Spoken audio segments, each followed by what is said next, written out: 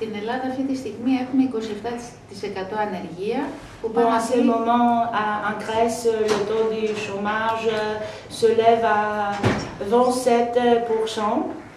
1.500.000 άνθρωποι. Autrement dit, c'est à peu près 1.500.000 de personnes qui se trouvent au chômage.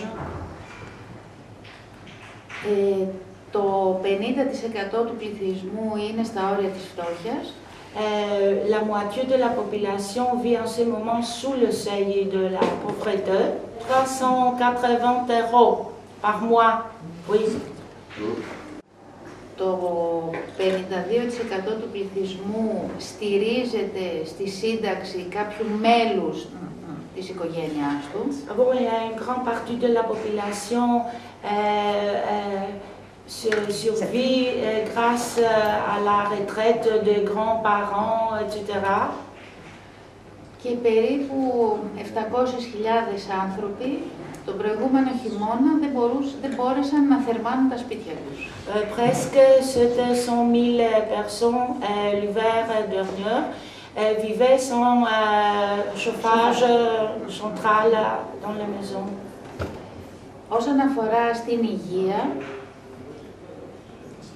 en ce qui concerne la santé, έχουμε παρατηρήσει, υπάρχουν μάλλον πολλές συγχωνεύσεις νοσοκομείων. Il y a beaucoup de fusions d'hôpitaux. Που σημαίνει λιγότερο προσωπικό. Ça veut dire moins de personnel médical. Και περισσότερη εντατική δουλειά. Le travail dans les hôpitaux devient de plus en plus intensif pour le reste des docteurs, des infirmières, etc. Σύμφωνα με την Ομοσπονδία Νοσοκομιακών Γιατρών, d'après la fédération de médecins qui travaillent dans des hôpitaux, αυτή τη στιγμή τα νοσοκομεία χρειάζονται 25.000 προσωπικό, ιατρικό και à ce moment, pour que le système de santé puisse fonctionner comme il faut, on a besoin de 25 000 du personnel, docteurs, infirmières, le service administration, le service de SAMU, de Grèce, pour que ça puisse fonctionner. Mais je veux dire qu'en Grèce, si on se trouve au chômage, 2 ans après le début du chômage, on perd le droit qu'on a à la sécurité sociale. C'est-à-dire le chômeur de longue durée se trouve automatiquement hors du système social, la couverture sociale. Δημιουργήθηκε ήταν η αντίσταση αρχικά αριστερών ανθρώπων. Bon, tout ce mouvement a été créé par la réaction de gens qui appartenaient surtout à la gauche, oui, au début. Προκειμένου να διαμορφωθεί μια προστασία, oui, pour créer une sorte de protection στους ανθρώπους που βρίσκονται πλέον σε πολύ μεγάλη ανάγκη. Pour les gens qui se trouvent dans la précarité, dans le besoin. Έτσι άρχισαν να δημιουργούνται εδώ και 3 χρόνια δομές κοινωνικής αλληλεγγύης. Bon, il y a 3 ans qu'on a commencé à créer des structures de solidarité. Το πολύ σημαντικό είναι το πώς έχει διαμορφωθεί μία κοινωνική οργάνωση. Bon, ce qui est très important, c'est comment on a créé une structure sociale, une organisation sociale. Βάζοντας στοιχεία όπως η συμμετοχή. Ce qui est important, c'est la participation des citoyens. Η αυτοδιάθεση, l'autogestion και η διεκδίκηση. La revendication. Και ένα ακόμα, et en plus, πώς δημιουργείται ξανά εμπιστοσύνη μεταξύ των ανθρώπων μιας κοινωνίας. comment on peut créer la confiance entre les membres d'une société, de gens envers les autres. Moi, je m'appelle Martina et je suis bénévole au dispensaire de la solidarité à Peristeri. Bon, je vais vous parler pas seulement de dispensaires à Peristeri, mais pour tous les dispensaires, parce que tous fonctionnent de la même façon. Bon, tous les dispensaires ont été créés pour répondre aux besoins de gens en précarité qui sont privés de couverture sociale à cause de la crise économique et de l'austérité qui a été imposée au peuple grec, c'est-à-dire chômeurs de longue durée, ou par exemple des indépendants, des professions libérales, des petits artisans ou commerçants qui n'ont plus la possibilité de payer leurs cotisations pour être couverts par le système de la sécurité sociale. Et en général, la dégradation du secteur de la santé a conduit tous les bénévoles qui participent au réseau des dispensaires à se mobiliser non seulement pour offrir des soins médicaux gratuits à tout habitant de la Grèce sans aucune discrimination, c'est-à-dire soit qu'il soit grec ou émigré ou réfugié, je ne sais pas quoi, mais aussi à revendiquer un système public gratuit pour tous. Parce que la revendication aussi, c'est une partie très importante pour nous. Et aussi, nous militons aussi pour le respect des droits de toute personne à la dignité, au travail, au logement, etc. Et ça, c'est notre façon de dire non à la pauvreté, à la misère et à l'exclusion qui nous a été imposée comme la seule solution à la crise économique. Et tous les dispensaires sont autogérés, c'est-à-dire les décisions sont prises par leur assemblée mensuelle et la participation est égalitaire, c'est-à-dire qu'il n'y a pas de responsable. Et moi, je ne suis pas la responsable du dispensaire de Peristeri. Je suis seulement une bénévole comme tous les autres. Oui, bon. Je peux continuer. Bon, tout médicament, tout soin médical est offert gratuitement. Et les médicaments que nous dispensons sont collectés par les citoyens. Mais quelquefois, on achète quelques médicaments pour des malades, par exemple, qui souffrent du diabète. Si on n'a pas les médicaments nécessaires dans le dispensaire, si on a l'argent, on l'achète.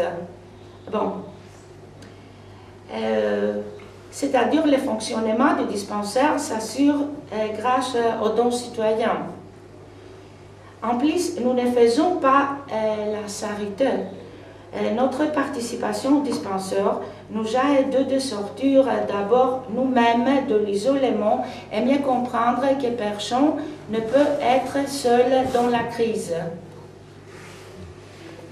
Et cette expérience nous a aussi appris de mieux revendiquer nos droits, de prendre des décisions ensemble et ensuite c'est partager la responsabilité de ces décisions. Et enfin, je vais aussi dire que notre but n'est pas seulement d'aider nos concitoyens, mais aussi nous voulons leur donner le message de la solidarité et de les aider de sortir de leur maison eux-mêmes, de participer et de revendiquer avec nous. Nous croyons aussi que la solidarité n'a pas de nationalité et c'est pour ça que nous ne faisons aucune discrimination. Nous participons au mouvement de soutien aux réfugiés, c'est-à-dire campagnes d'offres de soins, des campagnes de distribution de produits de première nécessité aux réfugiés. Je vais ici noter que la situation des réfugiés est très difficile en Grèce, mais ce problème ne touche pas seulement la Grèce, mais toute l'Europe maintenant. Et je crois que la solidarité, l'échange entre les divers collectifs européens peut donner une aide importante, pas seulement en ce qui concerne le champ médical de réfugiés, mais aussi ce qui concerne la revendication de leurs droits, de leur dignité dans toute l'Europe. Comme collectif, nous espérons devenir des collectifs encore plus ouverts à la société. Nous continuons notre lutte, malgré les circonstances qui vont devenir peut-être encore plus difficiles. Nous n'arrêtons pas. Nous croyons enfin que les dispensaires et les structures, et toutes les structures, les collectifs autogérés, sont un exemple d'émancipation des citoyens qui pourrait nous inspirer tous pour faire beaucoup de choses dans l'avenir. Puisqu'on peut se demander que puisque quelques petits groupes de citoyens peuvent s'organiser, décider ensemble et offrir tout ce qu'ils peuvent au domaine de la santé, par exemple, pourquoi ne pas le faire pour dans d'autres domaines de la vie quotidienne, de la vie sociale, politique, etc. Bon. Je vais finir en disant que, selon nous, l'avenir appartient à la solidarité, à la collaboration et à l'échange en général, puisque la crise économique touche surtout maintenant la Grèce, mais on ne sait pas. Je crois que maintenant touche toute l'Europe. Et nous croyons qu'ensemble, nous pouvons créer non à l'austérité, mais plus fortement. Bon, merci.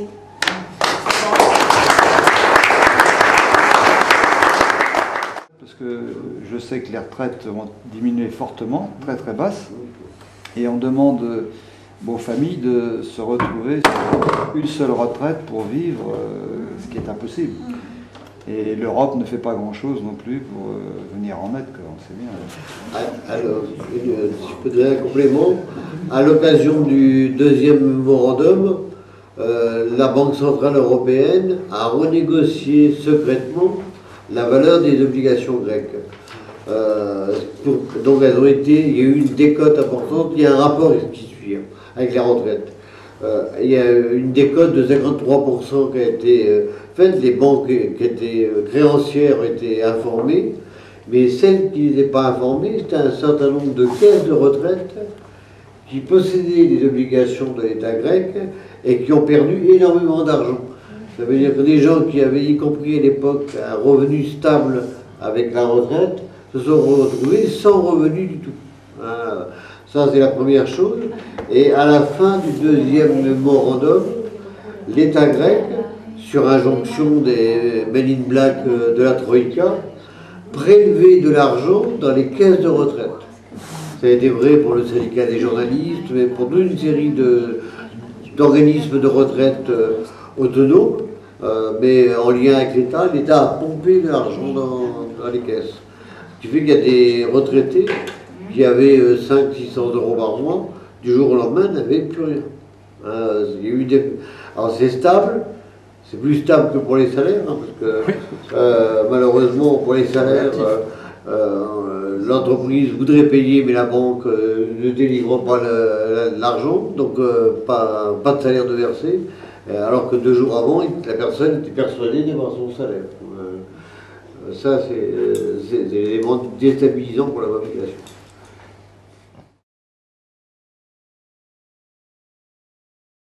On a une explication sur la capitulation de Tsipras le 6 juillet, après le vote massif. C'était un vote qui était socialement marqué, c'est-à-dire c'était dans la classe ouvrière et dans la jeunesse que le non a été le plus important. Ça, c'est très clair, se mesure même quartier par quartier. Oui, oui. Dans Athènes, où il y a presque la moitié de la population grecque qui vit, on peut cibler là où le oui l'a emporté, c'est les quartiers très riches, là où le non l'a emporté, c'est les quartiers très beaux. On verra rapide. Sur la capitulation de Tsipras, elle ne nous surprend pas. Au CNETM, on va en Grèce depuis des années à titre personnel, mais à titre d'association. On est allé dès 2010 et 2011 proposer un audit citoyen. Soutien de Tsipras. Tsipras n'était pas pour l'annulation de la dette de la Grèce. Même si elle n'était pas légitime, même si elle n'était pas légale, même si elle était odieuse, il n'était pas pour l'annuler. Il était favorable à une conférence européenne sur la dette, comme il y a eu en 1953 pour l'Allemagne. C'est la ligne qu'il défendait. Malgré tout, dans le programme de Syriza de 2012, il y a l'annulation, la suspension du paiement de la dette, il y a la socialisation des banques, il y a la mise en place de mesures fiscales pour faire payer les riches, lutter contre l'évasion fiscale, etc. Et il y a une discussion sur le contrôle financier. Mais ça, c'est revenu, la direction de Syriza est revenue là-dessus, avec le programme de Thessalonique qui a réduit. Et malgré le fait qu'il y a une commission pour la vérité sur la dette grecque, dont vous trouverez le rapport sur la table là-bas, il avait un outil pour, face aux créanciers, mais il n'a pas voulu se servir de ces choses. C'est donc un choix politique qui le regarde. Nous considérons que c'est une capitulation. Il n'a pas dit aux créanciers, je suspends le paiement, parce qu'il y a des choses pas claires dans la dette. Rien que ça, ça l'aurait mis en position de force par rapport aux créanciers. Tandis qu'en se privant de cet outil, de cet argument, bah, il s'est retrouvé avec un mauvais rapport de force vis-à-vis des créanciers. Donc, dans sa logique, malgré le non, c'est une campagne qui se fait très vite. À une semaine et demie, la campagne pour le référendum, il s'est empressé d'aller au Parlement et de demander une alliance avec le PASOK, avec Nouvelle Démocratie et Potem. Choix politique qu'a fait Tsipras, mais qu'il a fait depuis le début. Il l'a fait dès le 20 février, dès qu'il a signé l'accord avec l'Eurogroupe. Voilà. C'est une logique varouflakiste, on parle beaucoup. Dès 2011, considérait que annuler la dette, c'était revenir à l'âge de pierre. Il l'a écrit dans des articles, donc il n'était pas question pour lui de contester la dette. Donc c'était des gens qui avaient un projet politique qui correspond à leurs orientations, à leurs choix, mais il l'a appliqué jusqu'au bout, il continue à l'appliquer aujourd'hui. Sauf que moi j'ai lu un article dans l'Humanité où il interviewe de Katougalos il n'y a pas très longtemps, le ministre du Travail maintenant, qui dit on va négocier dans le cadre du mémorandum pour avoir un bon code du travail. Mais il rêve. C'est triste d'entendre ça, de lire ça. Parce que avec quel rapport de force tu vas négocier? Négociation, c'est pas entre gens intelligents, c'est entre gens qui sont plus forts que les autres. Ça passe comme ça. C'est le rapport de force, comme dans une entreprise, comme là, c'est une véritable guerre économique qui est menée contre le peuple. Donc c'était le choix politique de Tsipras qui a surpris beaucoup, parce qu'on a une vision que nous balancent les médias. On a présenté Syriza comme la gauche radicale. La gauche radicale, c'est pas Syriza, c'est d'autres petites organisations. C'est une organisation qui a pris la place avec un langage de gauche qu'avait le PASOK auparavant.